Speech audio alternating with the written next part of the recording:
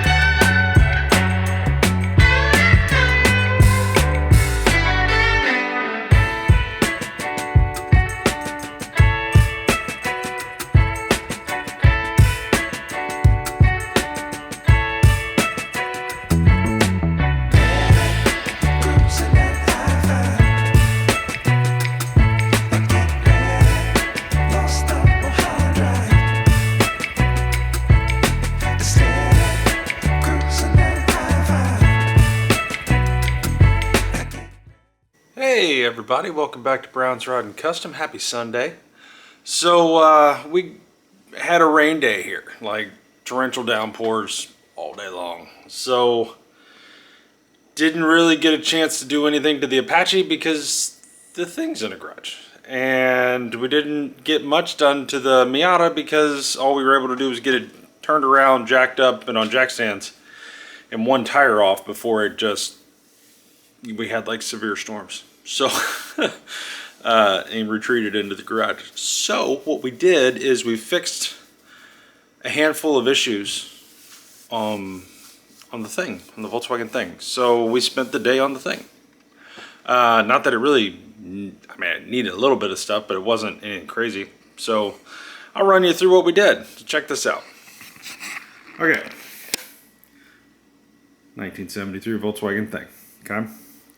So problem number one is it was working, but then all of a sudden it stopped working. The hazard switch stopped working and the windshield wipers. Odd, right?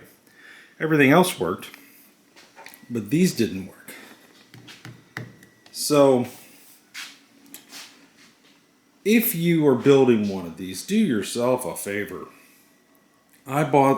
I got these from thinkparts.com. They are not OEM. They are the reproductions. I'm guessing from China or something. Buy the real ones. Okay? And I'll tell you why. 80% of my wiring problems on this car begin and end with this turn signal right here. We have now fixed that today for the final time. Basically what happens is when you tighten this down, okay, when you actually tighten the housing down on the bottom here, from underneath there's two studs with nuts, right? You tighten those down, it pulls down, pops the fuse immediately. Okay? You're good. You can sit here, everything works with it not bolted down. But as soon as you go to push that down, even if you just take your hand and go like this, it pops it. Okay? And basically what it is this is just one, a terrible design. And two, oh, sorry. And two, it's just crap, right? I don't know how else to put it. So, a whole lot of wire, heat shrink tubing, and electrical tape and whatnot to keep it from going metal to metal on between the fender and the actual bottom plate of the housing. So, anywho's, fix that. So now we have hazards. Wipers, I had pulled the wire off when I was messing with the speedometer. So that was simple. I had pulled it off the fuse panel and ever so slightly, but I did. And I put it back on, tightened it up, and we got good wipers. So now everything works the way it's supposed to, which is exciting. We also, I went around and just checked every nut and bolt on this car, right? Literally. I was about, I don't know, a half a quart low, maybe a quarter of a quart low on oil. Went ahead and topped that off. Found a couple bolts loose that shouldn't have been loose. Not real loose, but loose enough to where I got, half a turn or a turn on a ratchet. So got all that taken care of. So now this is officially 100% ready to go. It's ready to sell. It's done. Even comes with a full tank of gas. So really happy with that. This was a day that needed to happen, honestly. I've been putting it off, and I don't know why. I've just had a mental block with this car. I love it. I need it to go away. I want it to go away. But at the same time, I get caught up in all the other projects, and I'd much rather work on them than this at the moment. And I think part of it was just, I'm the one that figured out all the wiring on this car, and it just beat my ass for a month. A little over a month, actually, if you go back and watch the videos. And I just, anytime it comes down to touching wiring on this, I just don't want to do it anymore. It's not that there's anything wrong with it. I just don't want to do it. I don't have the mental capacity to deal with it at this point. But we got it figured out, thank God. And everything was where it needs to be. So, Volkswagen thing, ready to rock. We also had a little issue that we fixed. We have air shocks on the back of this, Monroe air shocks. And we had an air leak. So every time we put air in the air shocks, it would just leak off overnight. So we went under there and looked. We had a couple fittings, they come a little loose, tightened them up. Now, as you can see, we're at the right height. Everything's good. So once it dries out, we'll get this thing out, take it for one more ride, make sure our rubbing issue is gone, which I believe it is. It was shocks. And kind of go from there. I don't know if you can really see it, but Project Miata is backed up to the door, and we have the driver's side rear wheel off, and so now we have to do all of that, and on the other side. And I did talk to Eden today. He's going to order us a new AC compressor. So he's ordering himself a new AC compressor so that we can go ahead and get this. It's got an engine noise, like a bearing noise or a clutch noise on the AC compressor. It's original. When the AC is on, when the AC is off, it idles perfect, purrs like a kitten, no issues. When the AC is on, you can hear that noise. So he went ahead and I told him we need that. So he's getting that, and we're also looking at exhausts for this exhaust system. So probably start with the catback and then go from there. But kind of exciting for a little Project Miata here.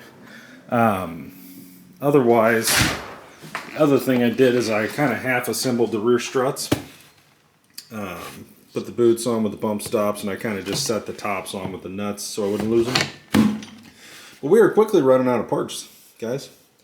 Plugs, their air filter that's already done, their plug wires, plugs, coil packs, rear sway bar bushings. Look how little that is. I mean, seriously. I mean, my finger doesn't even fit in that. And we got a box of bushings over there we got to put in. So lots of work to do still on the Miata, but yeah, that's where we're at. The truck, you know, I wish we could have worked on the truck today, but it was raining so hard you'd have thought we were in a hurricane. I don't want to put that out there and just let it get destroyed. You know, that's not something I want to do. So it was a good day to just dial it in. So anyway, guys, thanks for watching. Tomorrow we're supposed to have better weather. It's supposed to be cold but have better weather. No rain, I believe. So tomorrow this will be back outside, and we'll be right back on the Apache, and I'll be back on the Miata. And we'll get you all the footage you ever wanted of us continuing on both of those. So stay tuned for that. Lizzie is back, which is great. We missed her. We love you, Lizzie. So we're going to go ahead and start. I've actually got, I think, 9 videos on the Miata ready to go that she just needs to edit and get out there. And I think I've got 2 on the Apache that are ready to go. So it's 11 videos ready to go. Dear God, it lives. Let's figure out. But I didn't even know he was out there. I thought he was in the house. But so we'll get a lot of videos kind of set up, scheduled, and all the things for you guys to bring you all that. So plus all the new things. So stay tuned. Today was thing day, and you know, it was definitely something it needed. Definitely a mental block for me. I needed to get past. Big Ron helped me do that, and really happy that it's done now. So I feel very good. So you guys have yourself a great night. Oh, geez, tired. Thanks for watching Brown's Rod and Custom. Please like and subscribe to the channel, and we're going to get right back on all of this here tomorrow, guys. Stay tuned.